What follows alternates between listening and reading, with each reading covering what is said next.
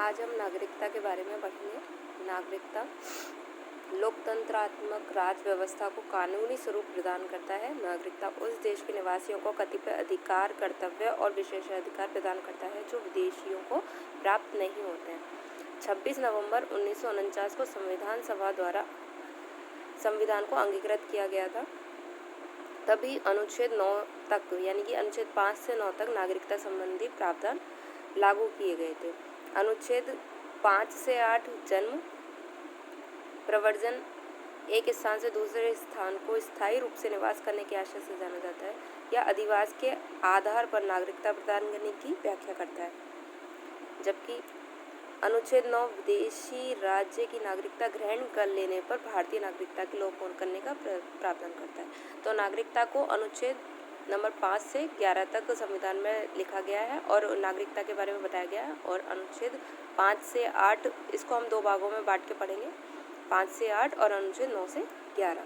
तो अनुच्छेद 5 क्या कहता है? सबसे पहले कि अनुच्छेद 5 में 3 पॉइंट्स हैं। अनुच्छेद 5 में फर्स्ट पॉइंट है कि भारत के राज्य क्षेत्र में जन्मा हो। दूसरा, जिसके माता पिता में से कोई भारत के राज्य में जन्मा हो। या तीसरा, अनुच्छेद 5 कहता है कम से कम 5 वर्ष भारत के राज्य क्षेत्र में निवास कर रहा हो। यह अनुच्छेद 5 के बारे में। फिर अनुच्छेद 6 क्या कहता है? अनुच्छेद 6 4 पॉइंट कहता है 26 जनवरी 1950 को भारतीय राज्य क्षेत्र का अधिवासी हो या 19 जुलाई 1948 से पूर्व भारत आ गया हो और साधारण तरीके से भारत में निवास कर रहा हो, या वह अथवा उसके माता पिता या पितामह या मातामह में से कोई एक अविभाजित भारत में पैदा हुआ हो, या फिर 19 जुलाई 1948 के बाद पाकिस्तान से भारत आया हो और 6 माह रहने के पश्चात नया संविधान लागू होने से पूर्व पंजीकरण करा लिया गया हो। ये कहता है अनुच्छेद 6। और अनुच्छेद 7 क्या कहता है? अनुच्छेद 7 ऐसे व्यक्तियों के लिए है जो 1 मार्च 1947 के बाद से पाकिस्तान स्थानांतरित हो गए और पुनः लौटकर भारत आए हों। ऐसे व्यक्ति पंजीकरण के माध्यम से भारत के नागरिक बन सकते हैं। प्रार्थना पत्र के बाद 6 माह तक यहाँ रहना भी होगा। उसके बाद अनुच्छेद 8 ये क्या कहता है? यदि वह या उसके माता पिता में से कोई अथवा पितामह या पितामही या मातामही में से कोई अविभाजित भारत में जन्मा हो और भारत के नागरिक के रूप में पंजीकरण करवाया हो तो वो भी भारत का नागरिक कहलाएगा। ये तो हो गए नागरिकता के बारे में 5 से 8 अनुच्छेद के बारे में। अब है अनुच्छेद 9। तो अब अनुच्छेद 9 क्या कहता है? अनुच्छेद 9 कहता है विदेशी राज्य की नागरिकता ग्रहण कर लेने पर भारत की नागरिकता स्वयं ही समाप्त हो जाएगी। यदि आप भारत के अलावा किसी अन्य राज्य की नागरिकता प्रदान करते हैं तो आपकी भारत की नागरिकता का लोप हो जाएगा। उसके बाद है अनुच्छेद 10। अनुच्छेद 10 क्या कहता है? अनुच्छेद 10 यह स्पष्ट करता है कि किसी नागरिक की नागरिकता का अधिकार संसद द्वारा बनाई गई विधि के अलावा किसी अन्य प्रकार से नहीं छीना जा सकता। और अनुच्छेद 11 कहता है संसद को नागरिकता के अर्जन, समाप्ति तथा नागरिकता संबंधित अन्य उपबंधों में परिवर्तन करने के निर्वाह शक्ति प्रदान करता है। तो ये तीनों जो है नागरिकता के लोप होने से या किस प्रकार बनाए जा सकते हैं या किस प्रकार हटाई जा सकते हैं उसके बारे में है ये तीनों अनुच्छेद। उसके बाद हम पढ़ेंगे नागरिकता अधिनियम 1955। तो नागरिकता अधिनियम 1955 में क्या अनुच्छेद 11 जो दिया गया था वो उसके आधार पर अनुच्छेद 11 के आधार पर संसद द्वारा पारित नागरिकता अधिनियम 1955 नागरिकता के अर्जन तथा निरसरण की व्याख्या करता है। इसमें जन्म, उद्भव, पंजीकरण, देशीकरण या राज्य क्षेत्र के समावेशन द्वारा नागरिकता के अर्जन संबंधित उपबंध किए गए हैं। नागरिकता का स्वयं त्याग, स्वेच्छा से किसी अन्य देश की नागरिकता ग्रहण कर लेने तथा कतिपय अन्य आधारों पर नागरिकता को लोप संबंधी उपबंध भी किए गए हैं। अब अनुच्छेद 11 में जो बताया गया नागरिकता अधिनियम 1955 में नागरिकता कैसे प्राप्त की जा सकती है वो नियम बताए गए हैं। तो वो ये रहे। सबसे पहले 1 नंबर, जन्म से 26 जनवरी 1950 या उसके बाद भारत में कोई भी जन्मा व्यक्ति भारत का नागरिक ही होगा। नागरिकता संशोधन अधिनियम 1986 में लिखा गया है जिसके माता पिता या इनमें से कोई एक भारत का नागरिक हो वह भी जन्म से भारत का नागरिक ही कहलाएगा। परंतु राजनयिकों, शत्रु देश व विदेशियों के बच्चे इसके अपवाद हुए। 2 है वंश परंपरा से। तो वंश परंपरा से 26 जनवरी 1950 के पश्चात भारत के बाहर जन्मा कोई भी व्यक्ति भारत का नागरिक होगा यदि जन्म के समय उसके माता पिता या इनमें से कोई एक भारत का नागरिक होगा।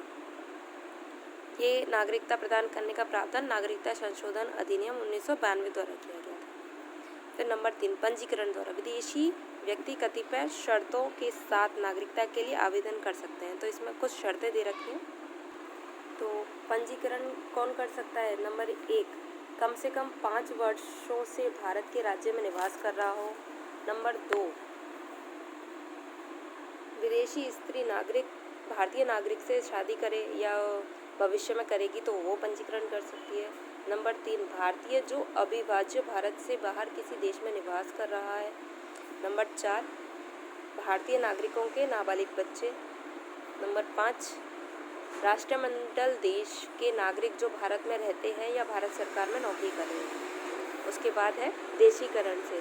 कोई व्यक्ति भारत सरकार द्वारा देशीकरण का प्रमाण पत्र प्राप्त कर भारत की नागरिकता प्राप्त कर सकता है यदि वह 10 वर्षों से भारत के क्षेत्र में निवास कर रहा है। उसके बाद है भूमि विस्तार से। किसी नए भूभाग को भारतीय राज्य में शामिल किए जाने पर उस क्षेत्र के निवासियों को स्वतः भारत की नागरिकता प्रदान हो जाएगी। उसके बाद नागरिकता का अंत कैसे होता है ये भी नागरिकता अधिनियम 1955 में दे रखा है। नागरिकता का अंत 3 प्रकार से हो सकता है। नंबर 1 किसी विदेशी राज्य की नागरिकता स्वेच्छा से लेने पर, ये तो अनुच्छेद 9 में दे ही रखा था। उसके बाद नंबर 2 नागरिकता का खुद ही परित्याग कर दे कोई व्यक्ति।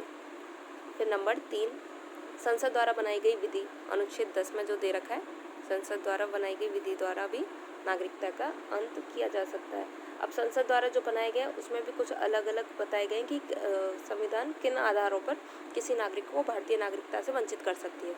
तो उसमें नंबर 1 है भारतीय संविधान के प्रति अनिष्ठा प्रदर्शित करने पर, युद्ध काल में शत्रु की सहायता करने पर, गलत तरीके या धोखे से नागरिकता प्रदान करने पर, प्राप्त करने पर, देशीकरण या पंजीकरण द्वारा नागरिकता प्राप्त करने के 5 वर्ष के अंतर किसी अन्य देश द्वारा 2 वर्ष की सज़ा प्राप्त होने पर, भारतीय महिला द्वारा विदेशी नागरिक से विवाह करने पर और भारत से लगातार 4 वर्ष बाहर रहने पर। इन प्रकारों से संविधान हमारी नागरिकता का अंत भी कर सकती है यदि इनमें से कोई भी एक कारण उन्हें मिला तो।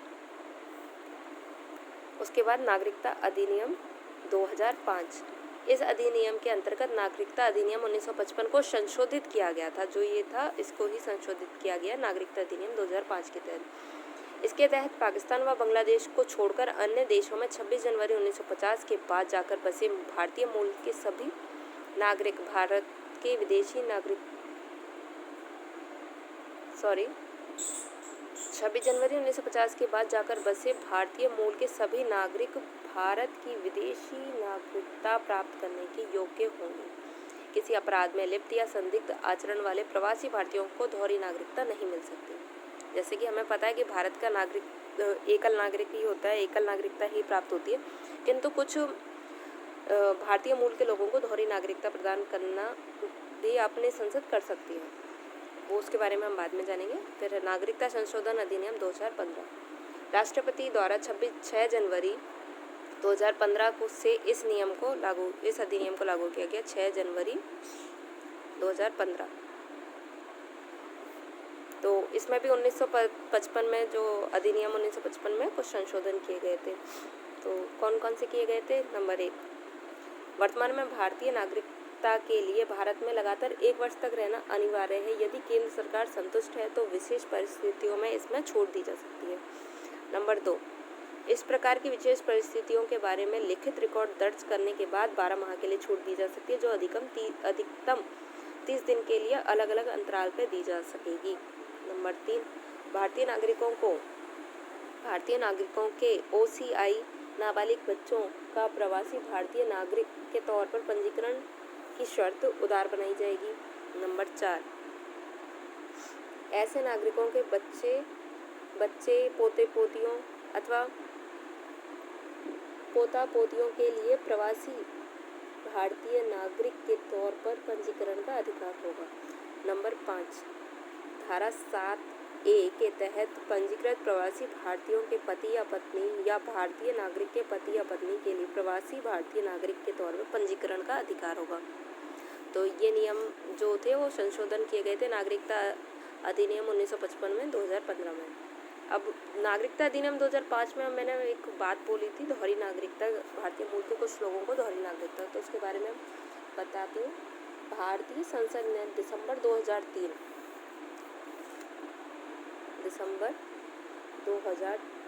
में नागरिकता संशोधन विधेयक पारित किया। विदेशों में बसे भारतीय मूल के लोगों के लिए भारत की नागरिकता प्रदान करने का प्रावधान किया। इसे ओवरसीज सिटीजनशिप ऑफ इंडिया, इसे क्या नाम दिया?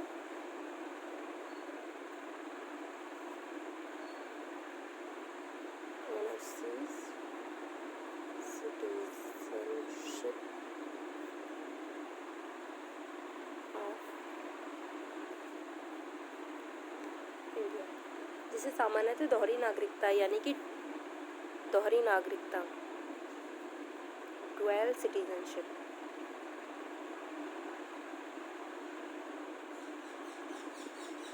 के नाम से जाना जाता है। भारतीय मूल का कोई भी व्यक्ति जो संविधान लागू होने के बाद भारत या उसके किसी राज्य क्षेत्र का नागरिक रहा हो और जिसने पाकिस्तान या बांग्लादेश के अलावा किसी अन्य देश की नागरिकता ग्रहण कर ली है, नागरिकता अधिनियम 1955 के अधीन पंजीकरण कर सकता है।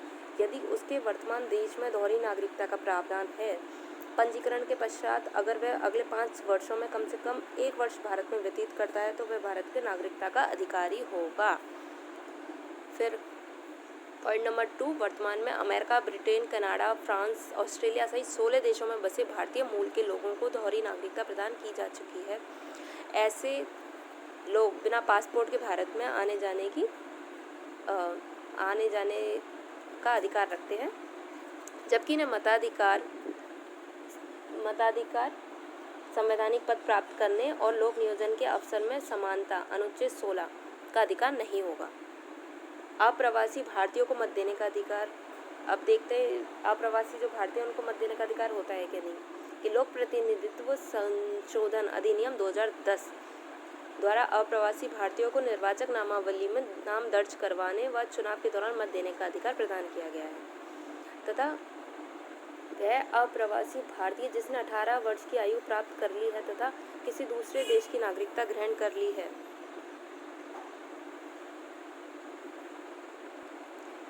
दूसरे देश की नागरिकता ग्रहण नहीं की है, वह अपने मूल निवास स्थान पर अपना नाम मतदाता के रूप में पंजीकृत करवा सकता है। उसे चुनाव के दौरान मत देने का अधिकार होगा, पर इसके लिए उसे अपने मतदान केंद्र पर स्वयं उपस्थित होना पड़ेगा।